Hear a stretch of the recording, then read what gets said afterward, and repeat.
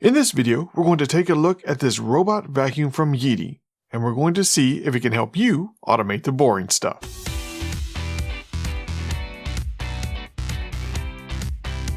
Welcome back to SlackerLabs. My name is Jeff. There were a couple of reasons I wanted to take a closer look at the Yeedi Vac Max Robot Vacuum. First, it appears to be using the same API as the EchoVac line of vacuums. And while there's no Yeedi integration for Home Assistant, there is an EchoVac integration. And I wanted to see if I could make that integration work with the Yeedi vacuum. And second, this is my first robot vacuum without LiDAR, and I wanted to know if LiDAR was worth the taller form factor. But before we answer those two questions, let's take a closer look at this vacuum. In full disclosure, Yeedi sent this robot vacuum to me at no cost so I could do this video, but they didn't have any influence over the content of this video. The Yeedi Vac Max Robot Vacuum is a 2-in-1, which means that it has both a mopping function and a vacuum function. Its dustbin can hold 450 milliliters of your finest filth, and the water bin can hold 240 milliliters of liquid. It comes with some microfiber cloths for the mop function, and one edge brush. After unboxing it, it was pretty easy to set up. Just snap on the lone edge brush and then put it on its base station to charge. Before you hit that button on top of the vacuum to turn it on, you do have to lift the lid and turn on a main power switch. But after that, you can set up this vacuum to connect to your local Wi-Fi network because it is a Wi-Fi enabled vacuum. To kick off the pairing process, you have to hold down a little button on the inside next to that main power switch. Then follow the steps in the Yeedi app, which will present you with a barcode that you hold over the camera of the vacuum. Then, after a minute or two, it should be all connected to your wireless network and be ready to go. This vacuum has a 5200 mAh battery, which on paper gives it 200 minutes of cleaning time, and can reach full charge in about 6 hours.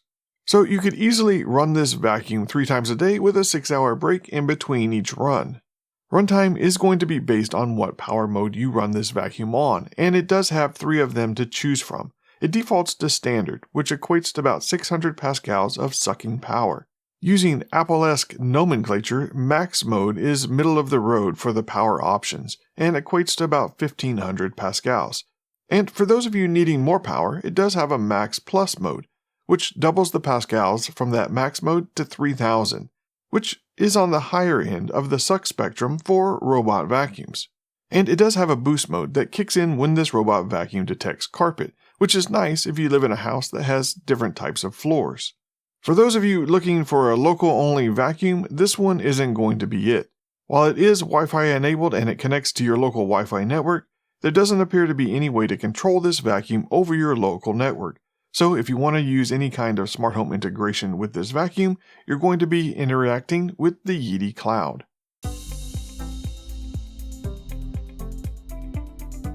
Starting cleaning. For a cleaning droid, the Yeedi Vac Max Robot Vacuum is pretty capable, and perhaps even on the higher end of some of the options out there, especially with its dual bin configuration, which we'll talk about more in just a bit. Vacuum-wise, on standard power, it does a pretty good job. But when running in Max Plus mode, this vacuum can really pull up a lot of pet hair from your carpet.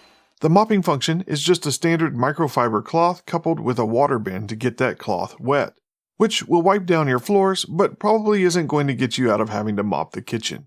And in the Yeedi app, you can easily mark the areas of your home that you don't want the mop running.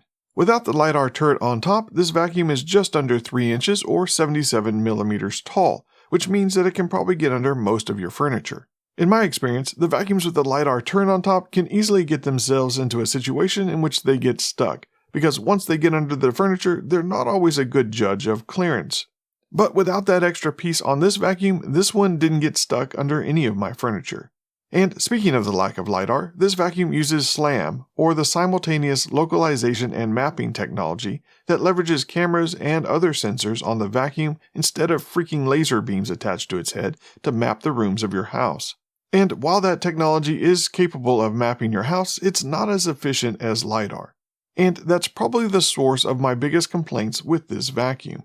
I found that it wandered a lot during its first mapping session, at times leaving a room that it hadn't completely cleaned yet to go all the way across the house, do a little cleaning, and then come back to the room it had just been in. which, now that I think about it, is how I clean the house with my ADD.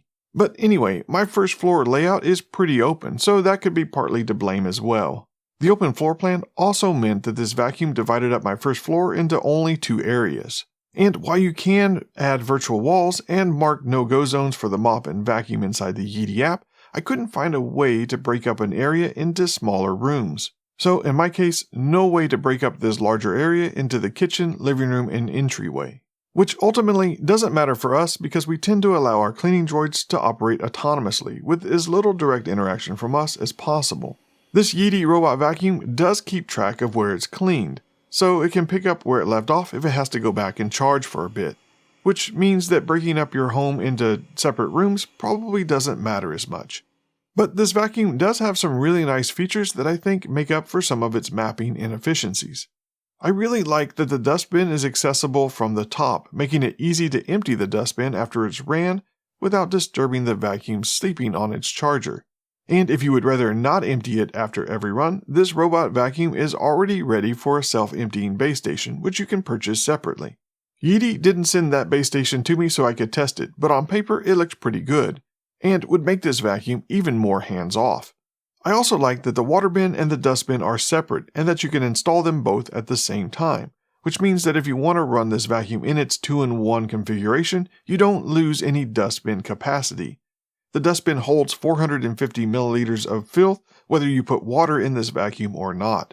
And I found that it did really well navigating the rugs on our hardwood floors, which hasn't always been the case for the previous vacuums I've tested. In fact, this vacuum was the first one that didn't flip any of those rugs over or try to make out with them. So with that in mind, I think this is a really good robot vacuum. It's not perfect, but no smart home tech ever really is. The big question is, will it integrate with your smart home?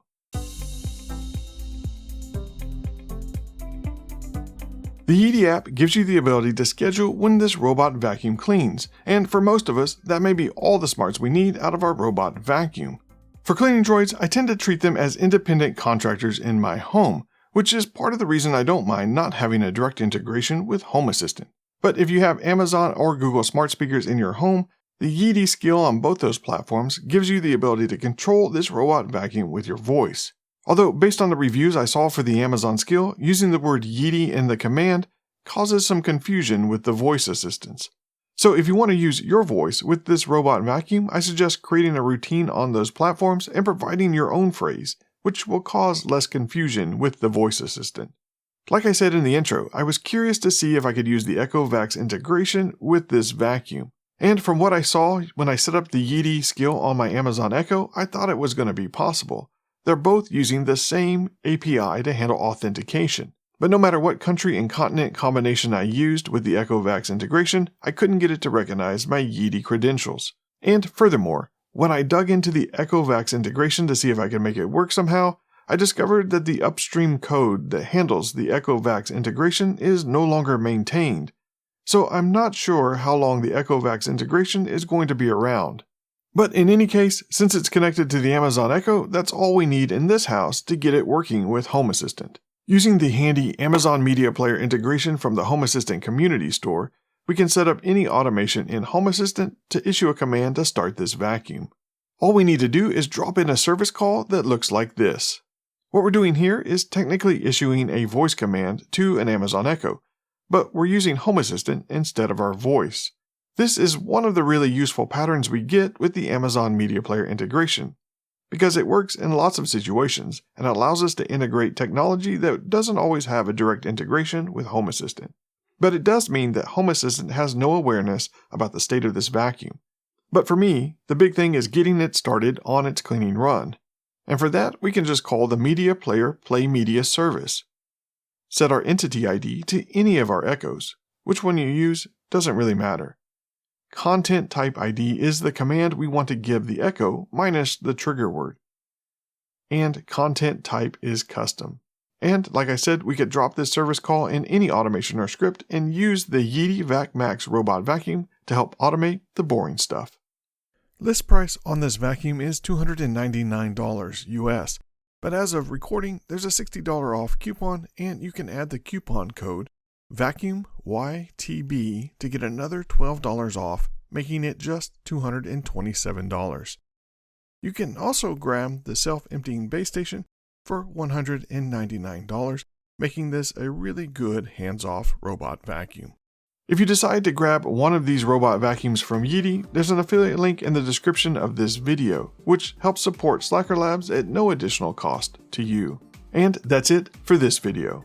A massive thanks to Yeedi for sending me the Vac Max Robot Vacuum so I could do this video.